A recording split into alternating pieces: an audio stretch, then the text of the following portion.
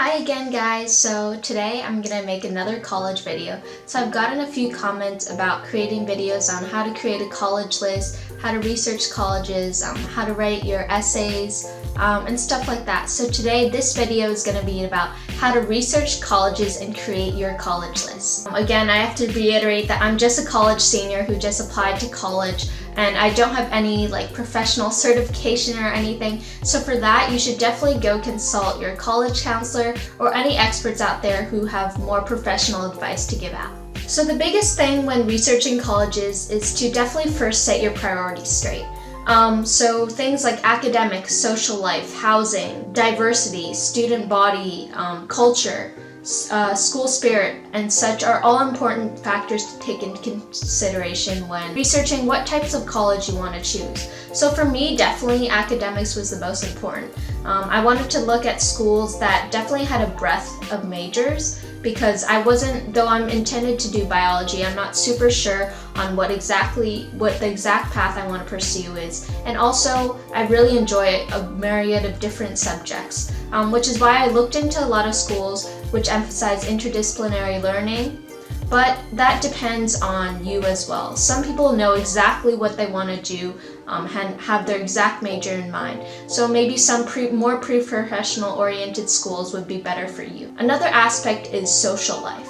So you can't really get that much about the social life from the school from just websites, but I feel like through contacting students who are at those schools, you'll definitely get to know a bit more about the social culture at that school. For example, some of my schools, like Duke, has quite a big Greek life influence, which I was still apprehensive about, but researched into more as I talked to more people.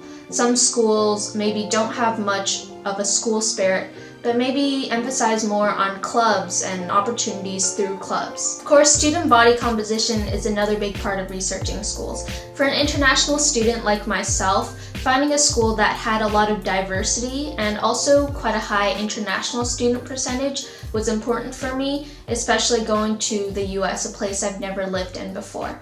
But for some people, maybe they're planning on attending a state school, and of course at a state school there might not be as much diversity as a private institution or something of that sort. Housing is also part of researching colleges that many people overlook, but is also quite important.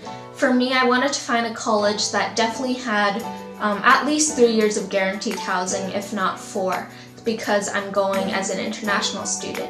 But some schools, like state schools, might have the option of housing off campus. But I feel like a lot of private institutions require at least 1 year of residing at school. There are also different types of housing. For example, I know Yale and Rice do a residential college system, which you stay in for 4 years, which is also really nice, while other schools do just the normal roommate system, where every year you can switch or stay with your roommate. Cost is another big factor that a lot of people have to take into consideration when choosing college. Personally, I'm privileged enough that I don't have to worry that much about the cost, but a lot of people do have to take that into consideration.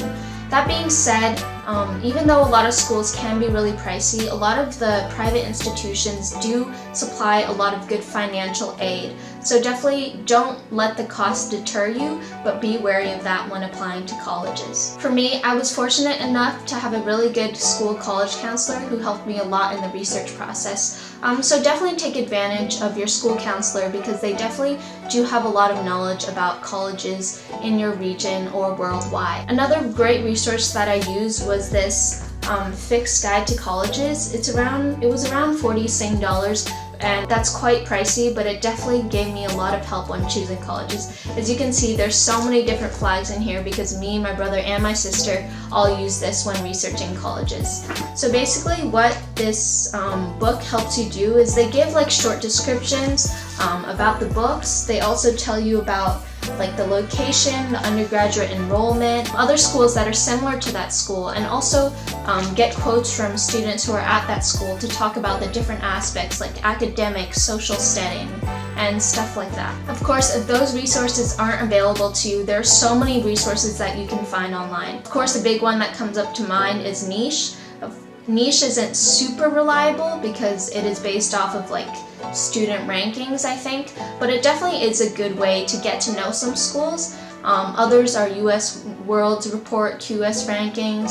All of those are really good ways to research colleges and just get to know them a bit more before, of course, researching them even more. I think a big part of researching colleges is to keep an open mind. A lot of times we get caught up with the name, and a lot of these schools that we think of when we first start applying to college are only the ones that we've heard of from when we were really young.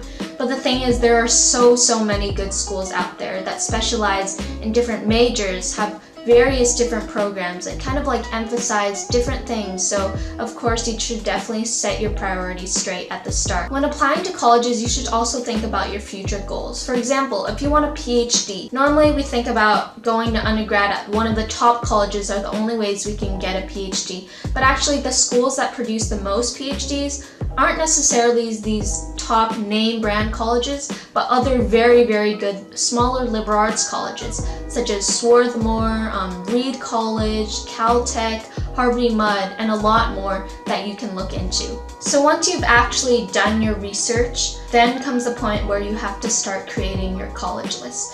So I feel like a lot of you have definitely heard of the thing called reach, match schools, and safety schools. But for those of you who don't, I'll just explain it here. Reach schools are those schools that are really hard for you to get into. A lot of the times they can be the top colleges which are hard for anyone to get into, or they can just be any schools that maybe your GPA or your stats requirements don't exactly meet up to their admitted students range, or are on the lower side of that range. A lot of the times reach schools can also be schools that may not accept a lot from your region or your school, which is something you should take into consideration. Match schools are basically what the name stands for. They are a match for you.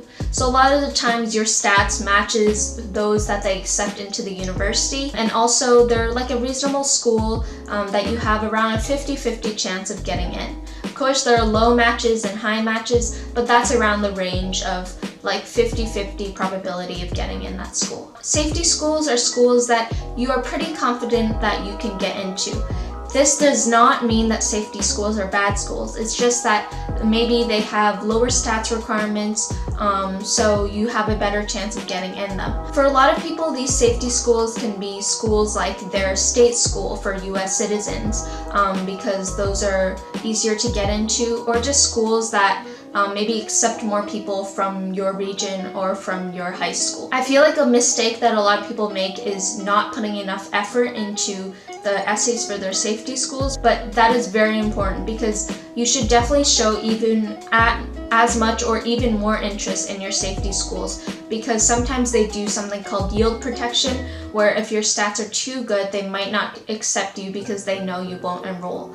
But by showing interest and applying early or applying for any of their scholarship programs, you have a greater chance of getting into your safety schools, and maybe with even a scholarship or some aid. So the number of schools that you apply to can really vary for a lot of people. There are some people that I know who apply to maybe 5 schools, and some people I see on YouTube who apply to over 20 schools. For me, I applied to 11 schools, and I think that around 10 is a really good number. When deciding how many colleges to apply to, you should definitely think about how many essays you'll have to write, and also how much effort you want to put into the process, because you definitely want to put 100% effort into every single one of your essays and every single one of your applications. In addition, you should be glad to go to any school on your list. Even no matter whether they're safety, matches, or reaches, every single school on there should be very appealing to you